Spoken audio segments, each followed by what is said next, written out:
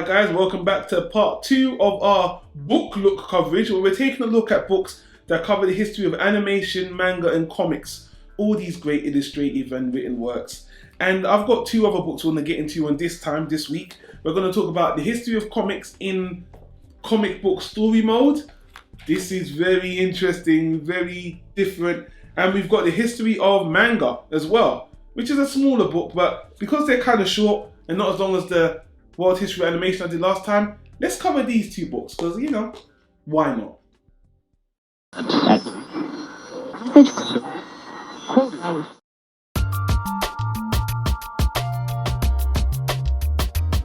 Tyro Media.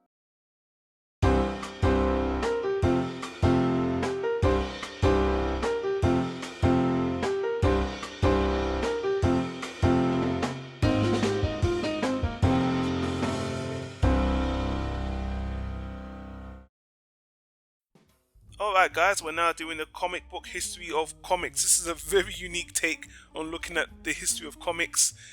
They've done something very unique here. So let's look at the back first of all. It gives you an example of what's to come. They decide to tell the history of comics in a comic book narrative, and here's the breakdown of how they do it in each section. It's a nice little kind of contents of what's about to come. It's a shame it's not in colour on the inside like it's shown on the outside, but that's just a little quibble. I'll elaborate on that in a minute. Let's get into the book. So this was actually hard to record because the book is it's not easy to open the book and record at the same time. Here's the introduction. Pretty simple. I hate being so close to the camera, but here's more of what it looks like. See, it looks like a comic strip. This looks like a simple comic book, old school comic style, but it's telling the history of comic books all the way from the early 1930s. All the way, look at that, October 18th, all the way from the very beginning. And these guys don't skimp on the content. I mean, I haven't read all of this book, but they go into so much detail, and they put such a good element of comedy in it. They're so quirky, but it's factual. It's really factual, man. I've read about a quarter of the book so far. Look at it, it looks beautiful. I wish it was colour, but that's just a nitpick, because still, the art style is really cool, really old school comic style. Really fun, really funny. It covers so much content about the authors. Fred Van Lente, I think he was the writer. And down the bottom here, we've got Ryan Lunante, he was the cartoonist. And as we can see here, that's 224 pages. The book size is pretty good overall, and I liked it, man. It's good. It was hard to record, but that's what it looks like on the whole. Yeah, very unique. And as we do the DVD size, it's just bigger than the DVD, so good size. But let's move on. So getting on to the next one, which would be a brief history of manga. This book is so tiny.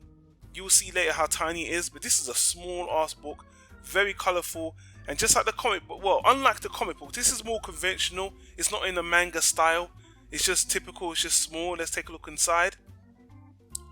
So let's turn some pages, which is tricky because doing it, but colour. This is in colour and this is beautiful. And look at the contents. This covers everything more in a traditional book sense.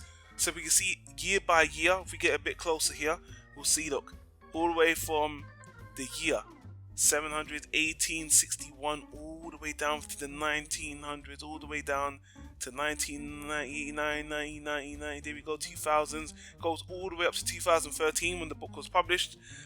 And this covers, it's just broken down so well. More traditional than the last book, but nice. Look at that. I love the presentation of this book. Easy to read, real pictures. Look at that. I love the text. Even though the book is small, the text is reasonably sized and the colour is so beautiful.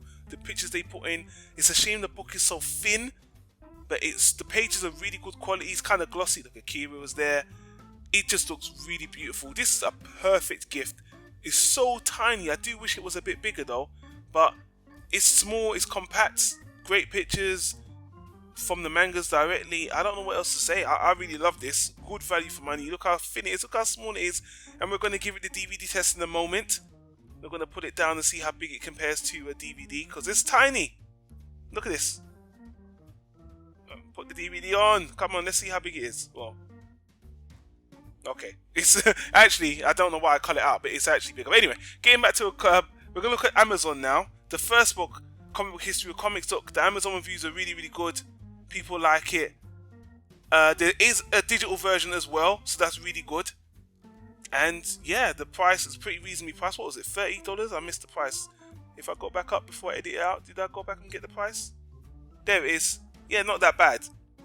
$7 digital, $9. Well, that's manga now. Anyway, I'm going too fast. History of manga, cheap, $10. Look, we're gonna get to the recommendations you see here in a moment. But again, this one got high praise on the Amazon review list as well. People are loving it.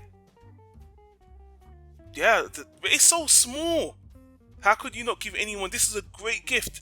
And when I was going up, I look at the recommendations here. Look at that one. 1,000 Years of Manga, Otaku in Japan. So I might get to these books in future, but just this book on the whole were good, and that covers both of them. They're both digital. You can get them both digitally, by the way, which is great. But that wraps it up. As that was a quick voiceover. The editing was tough. People, welcome to Celebrate International Animation Day month here on Planet Tyro. Check out the next videos coming up. We're going to cover more coverage. Thanks for watching. I'll see you in the next one.